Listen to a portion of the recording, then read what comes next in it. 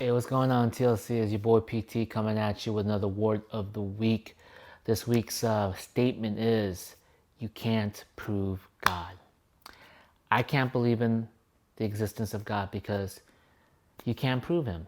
If you have been around and you've heard this statement said, I hope that today's talk will inspire you and help you to kind of navigate the conversation a little bit better. And if you even have a question about this, I hope that today's conversation can be a blessing and a nourishment to you.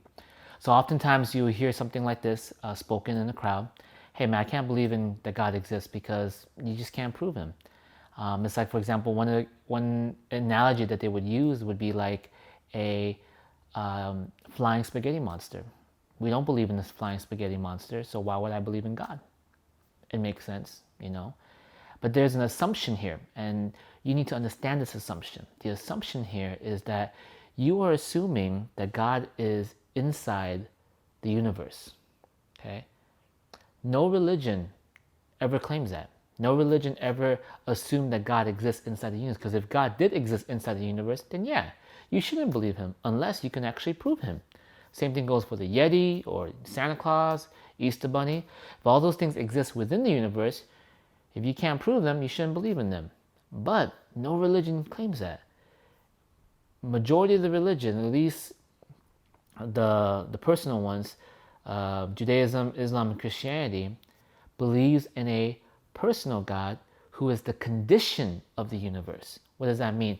That God is the reason why the universe even came to existence. That God is um, the the originator of matter. That because of God, things exist.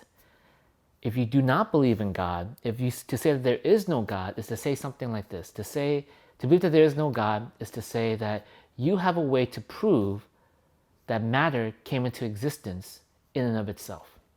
See, a religious person, a Christian or Jew or Muslim would say something like, no, I believe that matter came into existence because of God.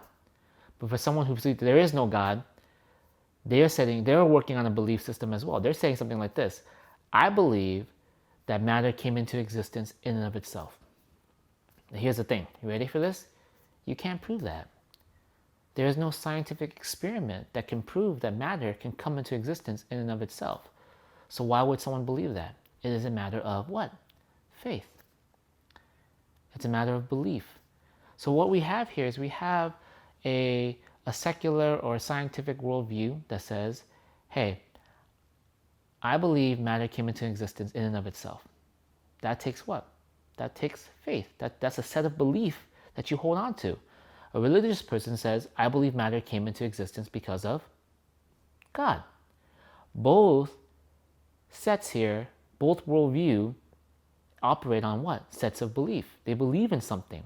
They believe in a faith-based action or faith-based foundation.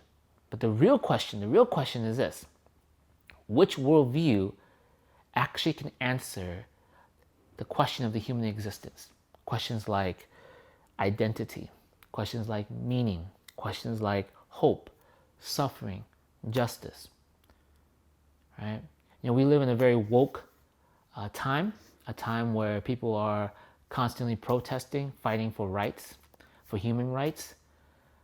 Can I share with you guys something? Where do you guys think the human rights idea concept came from?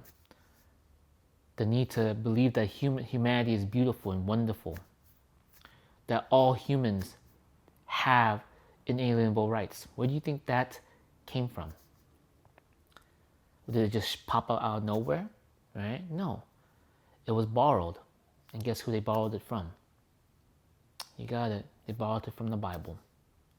From a Judeo-Christian foundation, it says that what? All men is made in the image of God. Therefore, when we look at men or women, both are what? Have value, have worth, to be protected, and to be kept. So, just to review, to say that there is no God, I can't believe in God because I can't prove him, well, you cannot disprove him either. A non-religious person operates on a set of beliefs. Matter came into existence out of nothing. A religious person operates on a set of belief. God made matter. Now, between these two belief systems, which one gives a better answer for the human existence. And for me personally, I really believe that Christianity has the power to save the world, because the very things that we fight for nowadays came from the very scripture that we reject, that most people reject. The idea of human rights, the idea of gender equality, the idea of freedom. Those things came from the Christian foundation. And so my hope is that you guys have a better understanding of that. And with that, you'll be able to answer these questions a lot better. Have a good one, guys.